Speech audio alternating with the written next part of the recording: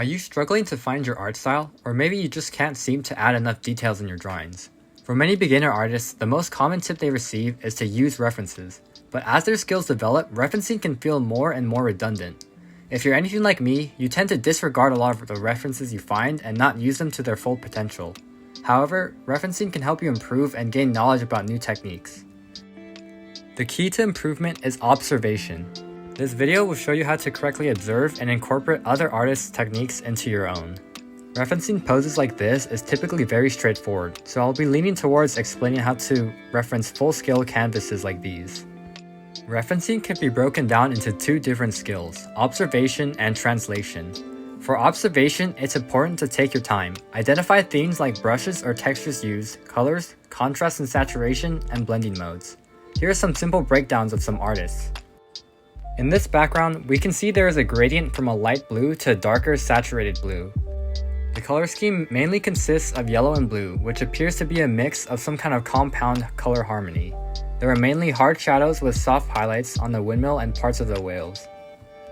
In the foreground, there appear to be a lot of these bubbles, both yellow and blue colors, which are blurred to show detail on how close they are in this perspective. And like the bubbles, these flower petals and fish could easily be replicated by using a custom brush. By the looks of it, there are two possible fish brushes, including a detailed one and a flat colored one.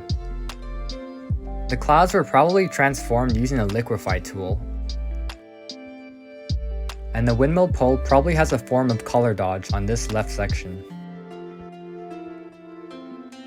A recurring theme in this canvas is circles. There is a circular perspective, as indicated by the clouds in the horizon line. The fish and the petals rotate in a circular pattern, and the translucent whales are also curved with lots of circular bubbles.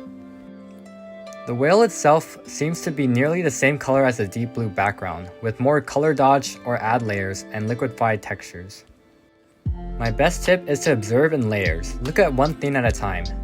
The background, the windmills, the clouds, the whales, the character, the foreground, and the particles. The human brain can't look at so many things at once in detail, so it's important to take your time. Breaking down an image just like that is an example of how to correctly observe something.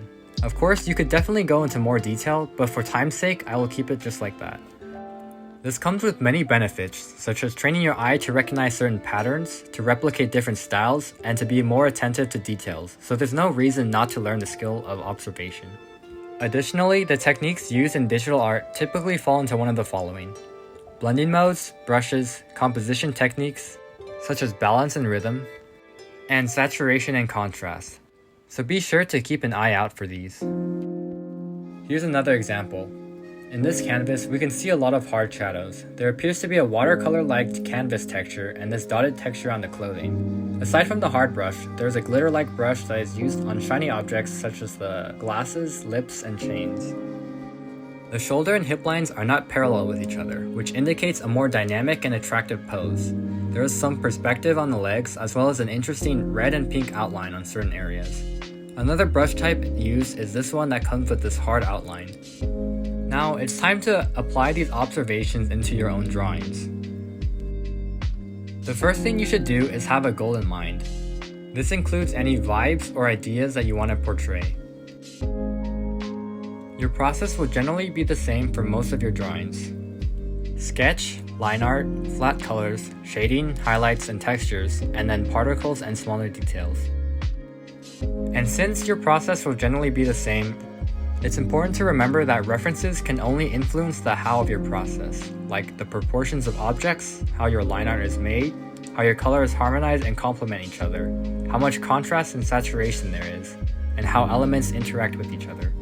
Here is something that I made. I tried to mix some of my own style with these two drawings. These are some of the similarities I took as inspiration. High saturation backgrounds to attract the eye and similar colors, this sprayed gradient at the horizon, different colored sparkles, this textured particle brush, dark foreground, and these shooting stars. This eye drawing was also inspired by another artist, as you can see some similarities here and there. So what did we learn? Taking time to observe and apply different styles builds your libraries of tricks to use, and most digital techniques will fall into one of these categories. Now, I would like to thank you for making it this far into the video. If you want to stick around, I made sure to include some other artists here at the end. But for now, I hope you learned something, and I'll see you guys next time.